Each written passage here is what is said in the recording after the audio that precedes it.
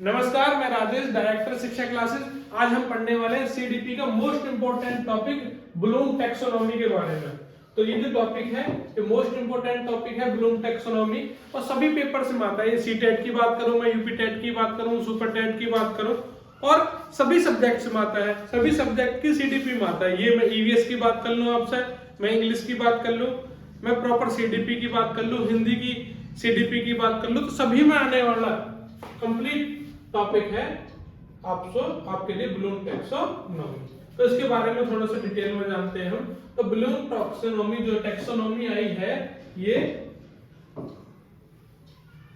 1956 में आई थी। ठीक है, 1956 में स्टार्टिंग में कब आई है? 1956 में, और ये बाद में रिवाइज हुई और रिवाइज एडिशन आया इसका 2001 में। तो सबसे पहले दो क्वेश्चन बनते हैं, ब्लूम टैक्सोनॉमी कब आई?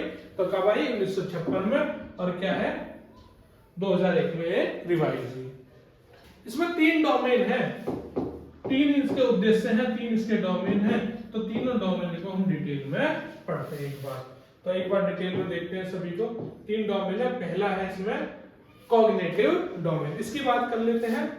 कॉग्निटिव डोमेन में क्या क्या चीजें रहेंगी डिटेल में जान लेते हैं, समझ लेते हैं इसको।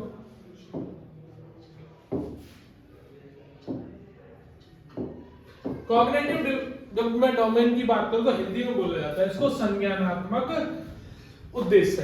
संज्ञानात्मक उद्देश्य में जब भी संज्ञान वर्ड आए ना आपके दिमाग में, सीडीपी में जब भी संज्ञान वर्ड आए तो इसको आप माइंड से कैलकुलेट करना, दिमाग से। और दिमाग में क्या क्या चीज आएंगे बच्चे? विचार आएंगे।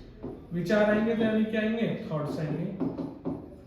दिमाग में क्या आएगी भाई? रीजनिंग, यानी कोई रीजनिंग की बात होगी, कोई लॉजिकल बात होगी, कोई विचार होंगे, कोई रीजनिंग बात होगी, कोई तार्किक बात होगी। आप कहां से करोगे? माइंड से। कोई अंडरस्टैंडिंग स्किल्स होंगे। तो यानी कि जहां भी दिमाग की बात हो तो वहां आपको कॉग्निटिव डोमेन पेपर में टिक करना है। और ये किसने दिया था? कॉग्निटिव डोमेन दिया था बेंजामिन ब्लूम ने। जिन्होंने ब्लूम टैक्सोनॉमी दी थी उन्होंने ही कॉग्निटिव डोमेन को एक्सप्लेन किया था। प्रतिपादक वही है, फाउंडर वही है, बेंजामिन ब्लूम। तो माइंड की बात हो, विचारों की बात हो, रीजनिंग की बात हो, थॉट्स की बात हो, अंडरस्टैंडिंग की बात हो, तो आपको कहां पे टिक करना है? कॉग्निटिव डोमेन पे टिक कर देना है। अगला इसी में आता है 3 डोमेन है, तीनों को हमको डिटेल में पढ़ना है। तो तीसरा डोमेन है इसका अफेक्टिव डोमेन। आना ही आना है पेपर में, 1 नंबर का क्वेश्चन आएगा इसमें। ये किसने दिया था? डेविड केथवॉल ने दिया था। इसको हिंदी में बोला जाता है भावनात्मक उद्देश्य। क्या बोला जाता है? भावनात्मक उद्देश्य। और यदि मैं भावनात्मक उद्देश्य की आपसे बात करूं तो इसमें समझिए भी भावना क्या है। भावना कहां से आती है? हार्ट से। जैसे मैं कॉग्निटिव की बात करी दिमाग से, तो भावना हार्ट से। भावना में आपके लिए किसी से गुस्सा आ सकता है, गुस्सा। किसी के लिए प्यार आ सकता है, कभी आप सैड हो सकते हो। यानी जब भी आपकी फीलिंग्स की बात होगी तो आपको क्या टिक करना है? सर फीलिंग्स की बात होगी, लव की, प्यार, गुस्सा, सारी चीज बात होगी, तो कौन सा? अफेक्टिव डोमेन को आपको टिक पेपर में कर देना। एक क्वेश्चन आया था बच्चों पेपर में कि एक लड़का है, वो अपने पीयर ग्रुप यानी सहपाठियों से गुस्से में रहता है, पीयर ग्रुप में, और लड़ाई करता रहता है। तो उसका कौन सा डोमेन जो इफेक्टिव है? तो उसका अफेक्टिव डोमेन है भावनात्मक उद्देश्य जो है वो ठीक नहीं है, तो आपको टिक करना है उसका भावनात्मक जो उद्देश्य है उस पर काम करना चाहिए। तो फीलिंग हो, थॉट्स हो, किसी को अप्रिशिएट करना हो तो अप्रिसिएशन में भी क्या आएगा? Affective domain. किसी को मोटिवेट करना हो तो ये भी क्या है? Affective domain. तो ये पेपर में आएगा आपसे। फीलिंग हो, गुस्सा हो, प्यार हो, अप्रिसिएशन हो, मोटिवेशन हो, तो यानी कि जहां पे हार्ट की बात आएगी, और हार्ट में होते हैं फीलिंग्स में होते हैं लव, गुस्सा, प्यार, दुख, मोटिवेशन, अप्रिसिएशन, तो आपको अफेक्टिव डोमेन पे टिक कर देना है। तीसरा पॉइंट है इसमें ही, तीसरा ही उद्देश्य है इसका। एक क्वेश्चन पेपर में आता ही आता है साइकोमोटर। मोटर जहां भी पेपर में आए तो वहां को आप पे टिक कर देना है। तो साइकोमोटर पे आएगा साइकोमोटर की यदि मैं बात करूं आपसे तो उसकी डिटेल में पढ़ते हैं, इसको भी हम दो हमने डिटेल में पढ़े, इसको भी डिटेल में। साइकोमोटर कॉग्निटिव, दूसरा नाम क्या है साइकोमोटर का? कॉग्निटिव नाम है। और किसने दिया था ये?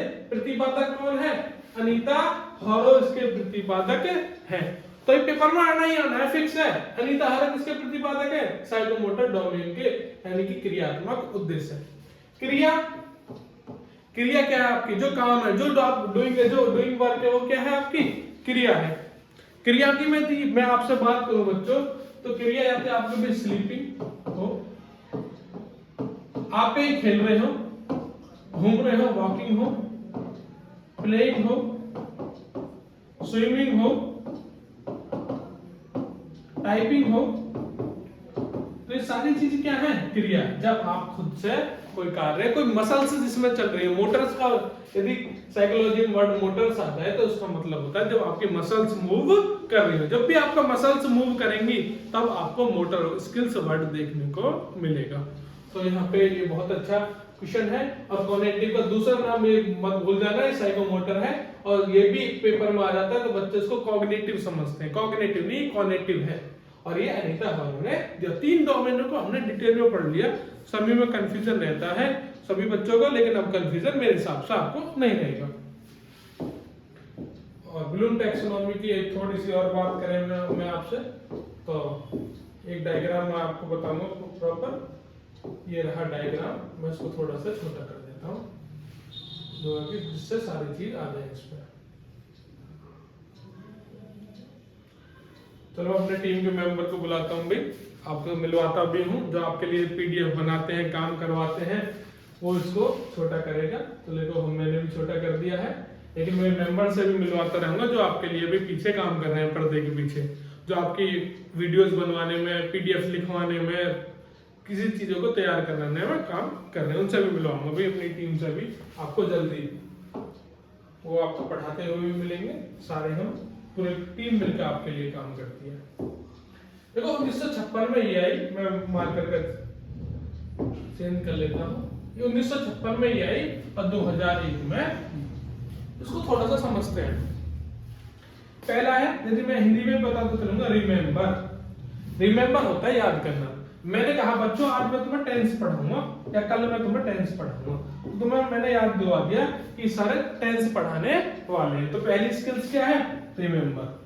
दूसरा, जब आप मेरी क्लास में आए टेंस की में, तो मैंने आप टेंस समझाने स्टार्ट कर दिए। तो आपकी क्या बढ़ाई? मैंने आपके अंडरस्टैंडिंग पावर को, समझ को बढ़ा दिया। इसको क्या बोलते हैं हिंदी में? समझ। मैंने आपकी क्या बढ़ा दी? समझ। जब आपकी देखो ये चीजें एक नाउन फॉर्म में है, एक वर्ब फॉर्म में है, ठीक है? ये नाउन फॉर्म में है, सेम वो ये हिंदी और इंग्लिश में, ये इसकी वर्ब फॉर्म में है, क्रिया की फॉर्म में। क्लियर है? तो ये नाउन है, ये वर्ब है। बात एक ही है, नॉलेज का मीन्स ही रिमेंबर होता है और कॉम्प्रिहेंशन का मतलब ही अंडरस्टैंडिंग बच्चों होता है। तो दोनों चीजें सेम है, लेकिन ये नाउन फॉर्म में है, ये वर्ब की फॉर्म में है। मैंने आपको भी टेंस के लिए बोला था कल टेंस पढ़ाऊंगा, और टेंस पढ़ाने के बाद मैंने कहा आपको समझाया, फिर मैंने टेंसों के बारे में, फिर मैंने आपको अप्लाई करके देखो बच्चे, मैंने तुम्हें 2 समझा दिए, एक एग्जांपल दे रहा हूं मैं आपको इसको पूरे प्रक्रिया को समझाने का।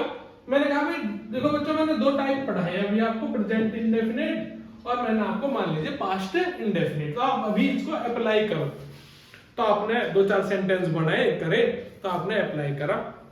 अप्लाई करने के बाद पहले मैंने रिमेंबर याद दिलवाया, फिर समझ विकसित करवाई, फिर आपने अप्लाई करा, फिर आपने जब आपने 2-4 सेंटेंस बना के देखे, जो मैंने आपको वर्क दिया, तो आपने कुछ बने कुछ नहीं बने, कुछ बच्चों पे बन गए हो, कुछ बच्चों पे नहीं बने। तो क्या किया आपने? एनालाइज किया, सर हम पे समझ में आ गया या नहीं आया।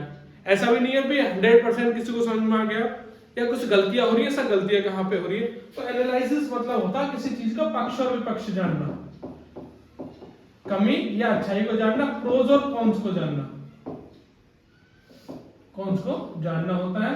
तो एनालाइज का मीन क्या होता है? एनालिसिस होता है नाउन में, और एनालाइज माने वर्ब में होता है। फिर जब आपने एनालाइज कर लिया, समझ में आ गया नहीं आया, तो मैंने आपको एक दिन टेस्ट लिया और नंबर दिए, मैंने आपको इवेल्युएट किया कि भाई ये प्रशांत बच्चा है, ये 4 में से 3 सेंटेंस सही कर रहा है, तो मैंने क्या किया, इवेल्युएट किया और मूल्यांकन कर दिया। हिंदी में इवेल्युएट को बोलते हैं मूल्यांकन, और एनालिसिस को बोलते हैं क्या करना भाई, किसी चीज को समझना, ठीक है, विश्लेषण करना। एनालिसिस की हिंदी होती है विश्लेषण, विश्लेषण होती है। और फिर जब मैंने आपको मूल्यांकित कर दिया, उसके बाद आपने घर जाकर दोबारा बना के कोशिश करी, फिर चीजों को दोबारा क्रिएट करना स्टार्ट कर दिया। तो पहले क्या किया, रिमेंबर, अंडरस्टैंडिंग, फिर अप्लाई, फिर एनालिसिस, फिर इवेल्युएट, फिर क्रिएट।